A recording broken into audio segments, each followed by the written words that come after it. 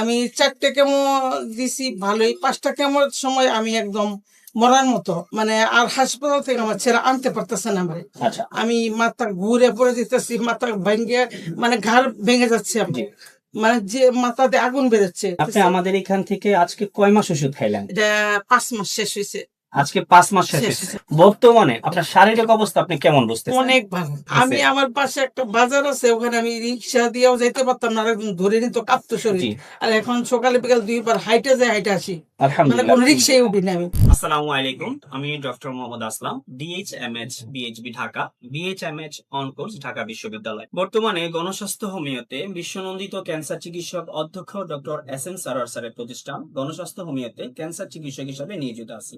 বিশেষ বর্তমানে সবচেয়ে ব্যয়বহুল চিকিৎসা ব্যবস্থাই হলো ক্যান্সার চিকিৎসা ব্যবস্থা, যেটাতে কিনা প্রায় একটা রোগীর মাসের মধ্যে প্রায় লক্ষ লক্ষ টাকার মতো খরচ হয়। সেই জায়গাতে সেই রোগীগুলা যদি হোমিওপ্যাথিতে বিশ্বনন্দিত অধ্যক্ষ ডক্টর এস এম সারোয়ার স্যারের চিকিৎসায় হোমিওপ্যাথি চিকিৎসা নেয়, সেই জায়গাগুলা থেকে টাকার বিষয়টা যেমন কমে আসে, রোগীগুলো খুব দ্রুত সুস্থ হয়ে যায়। তেমনি একটা সুস্থতার গল্প শোনাবো আজকে আপনাদের। আমি সরাসরি চলে যাচ্ছি আমাদের আজকে সুস্থ হওয়া একটা রোগীর কাছে। জি, আপনার নাম?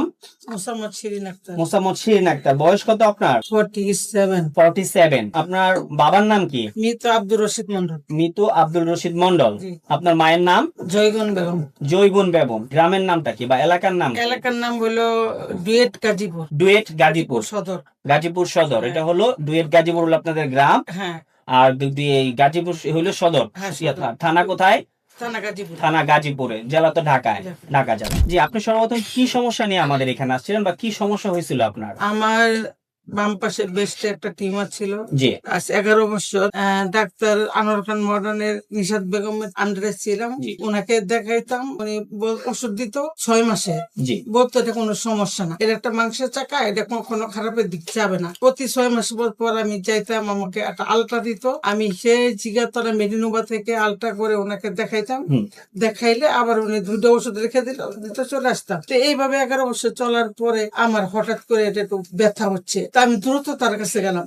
তো উনি একটা এফএনসি দিল, কিন্তু এই এফএনসি তে কিছু ধরা পড়লো। পরে আমি আমার ছেলে বললো যে ওনাকে আর দেখাবো না, আমরা একটু ডাক্তারটা চেঞ্জ করি, কারণ 11 বছর একটা টিউমার উনি কেন অপারেশন করে না।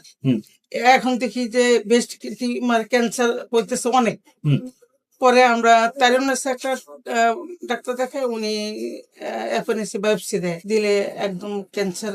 এফএনএসি এবং বায়োপসি দুটোটা পরীক্ষা হ্যাঁ, দিচ্ছে, তালিম দেওয়ার পরে সেখান থেকে আপনার ক্যান্সারটা আইডেন্টিফাই হয়েছে। এরপরে কি ব্যবস্থা নিয়েছেন? পরে ওখানে অপারেশন করছি আমি, করে পরে কেমো দেওয়ার জন্য ডাক্তার সাজেস্ট করলো। পরে মহাখালীতে আমি 5টা কেমো দিই। আমি 4টে কেমো দিছি ভালোই, 5টা কেমোর সময় আমি একদম মরার মতো, মানে আর হাসপাতাল থেকে আমার ছেলে আনতে পারতেছে না আমারে। আচ্ছা। আমি মাথা ঘুরে পড়ে যেতেছি, মাথা ভেঙে মানে ঘাড় ভেঙে যাচ্ছে আমার, মানে যে মাথাতে আগুন বেরোচ্ছে। পরে আমাকে অনেক কষ্ট করে একটা সিএনজি ভরা একটা আনছে। পরে আমি বলছি যে আমি আর কেমন দিব না, মরলে এবার মরবো, এটা সম্ভব না। পরে আমার ছেলে শুক্রবারতে নামাজ পড়ে এসে মোবাইল দেখতে দেখতে আপনাদের এটা সামনে আসছে। পরে আমাদের বলে যে আম্মা এদিকে আসো। পরে গেলাম, আমার দেখাইলো, বলে আম্মা তুমি দেখো, এটা তোমাকে আমি নিয়ে যাবো, তুমি দেখবা, তোমার মনে যদি সাই দেয় তাহলে তুমি ওষুধটা খাবা, বিশ্বাস করে। তাই বলে ঠিক আছে যাই, যেহেতু আমি কেমন নিতে পারতেছি না, তাহলে পরে আসছি। আইসা আপনার সাথে আমার কথা হয়েছে, প্রথম আমার সাথে কথা হয়েছে, আপনার সাথে লিফটের মধ্যে কথা হয়েছে। পরে আমরা জিজ্ঞেস করছি কই, পরে বললেন যে আসেন আমার সাথে দেখাবো ভিতরে। পরে যায় আমার সাথে কথা বললা, পরে আমরা চলে গেলাম, বাসায় গেলাম, টাকা নিয়ে এসে নেই। পরে কথা শুনে ভালো লাগলো। আমার কথা শুনে আমার ছেলে কয় যে এত মানুষ এখানে চিকিৎসা নেয়, এখানে যদি ভালো না হয়, কাজ না হয়, তাহলে এখানে একটা কত বড় একটা ফ্রন্ট জায়গা, মেন রোডের উপরে এত বড় একটা বিল্ডিং, এখানে কি 2 নম্বরই করা সম্ভব না। তাহলে এখানে অবশ্যই কাজ হয়, আমার এখানে কোনো বুয়া কিছু না, তুমি বিশ্বাস করে খাও। পরে আমার ছেলেরে পাঠাইলাম, পরের দিন যে ওষুধ নিয়ে আসো, টাকা দিয়ে পাঠাইলাম। পরে ওষুধটা নিল। আপনি আমাদের এখান থেকে আজকে কয় মাস ওষুধ খাইলেন? এটা 5 মাস শেষ হয়েছে। আজকে 5 মাস শেষ হয়েছে। আমরা তো আপনাকে 4 মাসের পরে টেস্ট দিছি। গত মাসে আমরা সব রোগীদেরকে বলে থাকি যে আপনারা টোটাল আমাদের এখান থেকে আগে 4 মাস ওষুধ খাবেন। 4 মাস ওষুধ খাওয়ার পর আল্লাহর রহমতে অন্তত ক্যান্সারিয়াস যে জামটা, এটা তো আউট থেকে আমাদের বডিতে আসে, বাহির থেকে আসে, এই জামটা অন্তত নেগেটিভ আসবে। এরপরে যে কমপ্লিকেশন গুলা থাকবে, সেই কমপ্লিকেশন গুলা কভার করতে গেলে আরো 8 মাস ওষুধ খাওয়ার কথা বলি।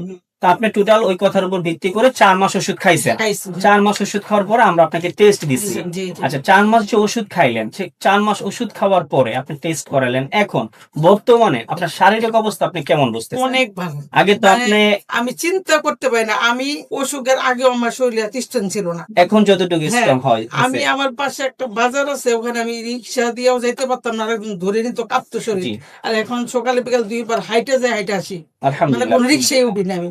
আর সিঁড়িতে আমি নামতে পারতাম না, আমার ধরতে হইতো, আমি দোতলায় থাকি। এখন আমি 10 বার ছাদে যাই, 10 বার নামতাছি, মানে কোনো অলসতা আমার কাজ করে না, মানে আমার শরীরে মনে হয় অনেক এনার্জি আসছে। আল্লাহর রহমতে আমাদের স্যার সবসময় আপনাদেরকে যে কথাটা বলে যে আপনারা 4 মাস আমাদের এখান থেকে ওষুধ হ্যাঁ। খাবেন, 4 মাসের মধ্যে ইনশাল্লাহ ক্যান্সার তো আপনার নেগেটিভ আসবেই, এটার সাথে আপনি বাঘের মতো শক্তি পাবেন, হ্যাঁ। এবং তরুণ অবস্থায় আপনি যেভাবে দৌড়াইতেন সেভাবে কাজ করতে হ্যাঁ, পারবেন।